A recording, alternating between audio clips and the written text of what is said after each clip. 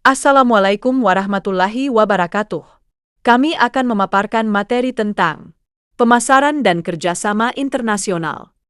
Sebelumnya perkenalkan anggota kelompok 10 Fatikatul Nurjanah dengan NIM 2361067 Febianti dengan NIM 2361088 Hafilda Salsabella Firdausi dengan NIM 2361096.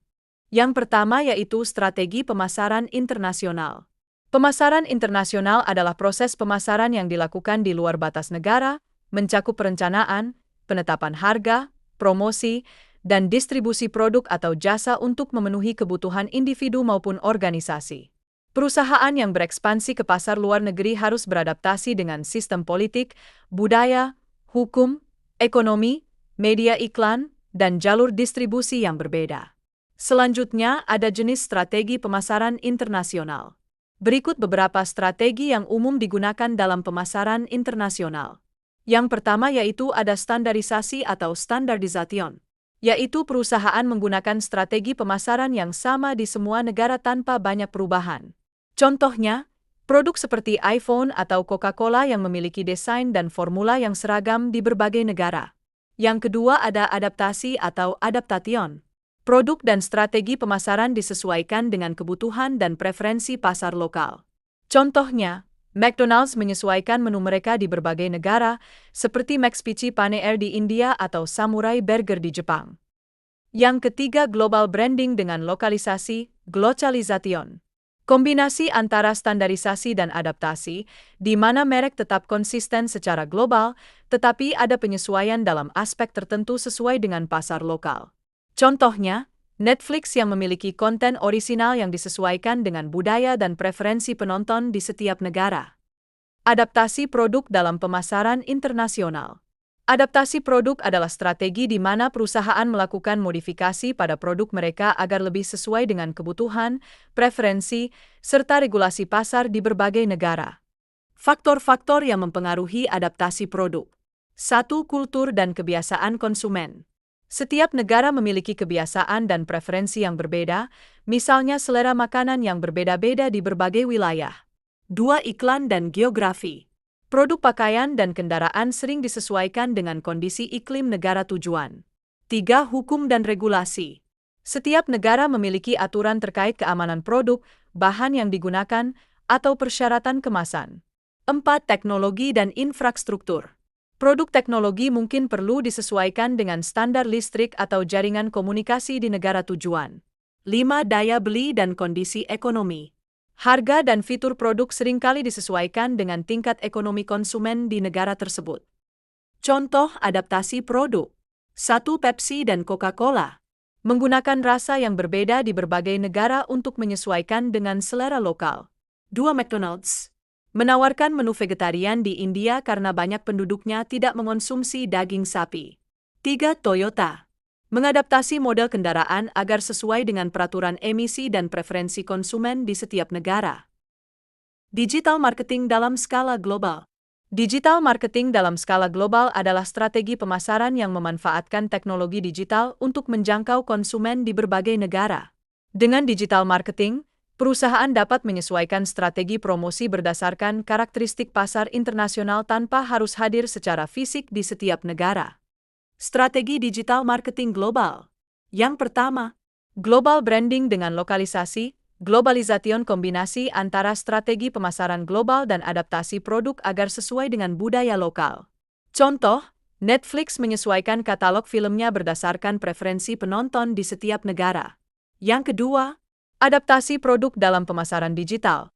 Perusahaan melakukan modifikasi pada produk dan strategi pemasaran agar lebih sesuai dengan kebutuhan, preferensi, serta regulasi di berbagai negara.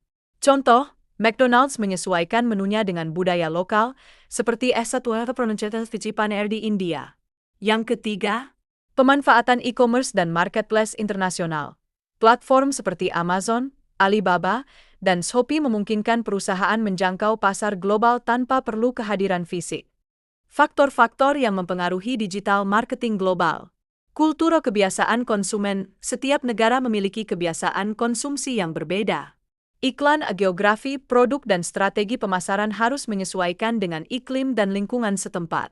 Hukum regulasi perusahaan harus mengikuti aturan terkait periklanan dan transaksi digital di setiap negara.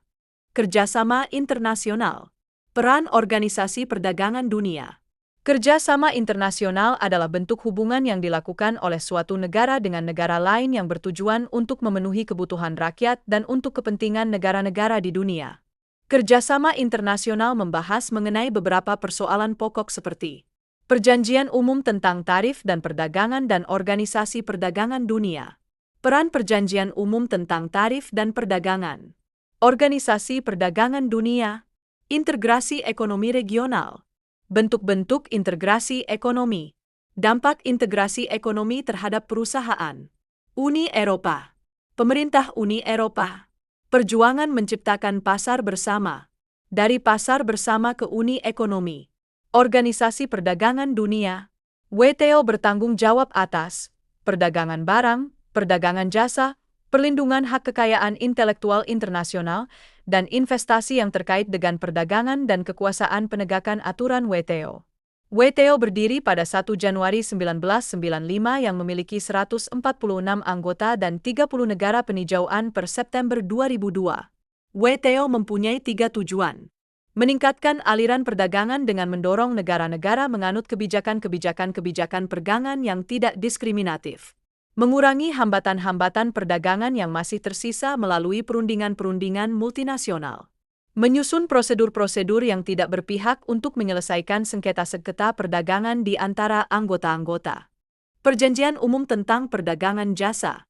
Contoh, kontrol pemerintah atas perdagangan jasa seharusnya dilaksanakan dengan cara yang tidak diskriminatif, misal, dengan penggunaan perlakuan nasional, di mana suatu negara memperlakukan perusahaan-perusahaan asing dengan cara yang sama seperti perusahaan-perusahaan dalam negerinya. Uni Eropa.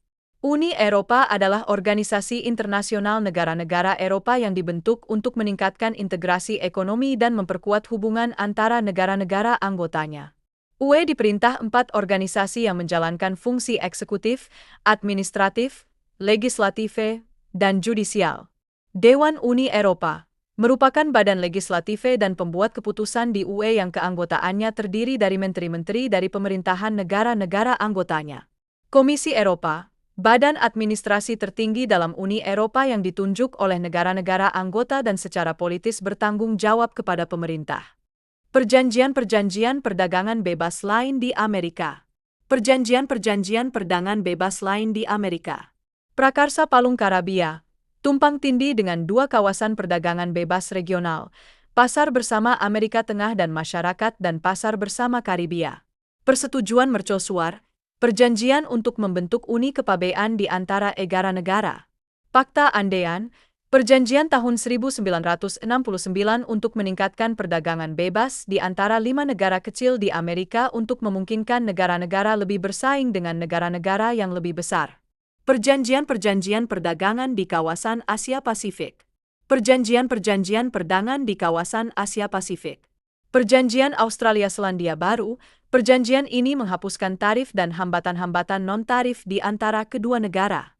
Perhimpunan Negara-Negara Asia Tenggara, ASEAN didirikan untuk meningkatkan kerjasama politik dan ekonomi regional. Prakarya Kerjasama Ekonomi Asia Pasifik, untuk mencapai perdagangan bebas barang, jasa, dan investasi di antara anggota-anggota. Prakarsa Afrika, negara sudah membentuk blok-blok perdagangan adalah Masyarakat Pembangunan Afrika Selatan, Masyarakat Moneter dan Ekonomi Afrika Tengah, dan Masyarakat Ekonomi Negara-Negara Afrika Barat. Kesimpulannya adalah, pemasaran internasional adalah strategi bisnis untuk menjangkau pasar global dengan menyesuaikan produk dan strategi pemasaran sesuai budaya, hukum, dan ekonomi tiap negara. Strategi yang digunakan meliputi standarisasi, adaptasi, dan globalisation. Digital marketing mempermudah promosi global melalui e-commerce dan platform digital. Kerjasama internasional, seperti WTO, Uni Eropa, dan ASEAN, mendorong perdagangan bebas dan meningkatkan daya saing ekonomi antar negara. Terima kasih. Wassalamualaikum warahmatullahi wabarakatuh.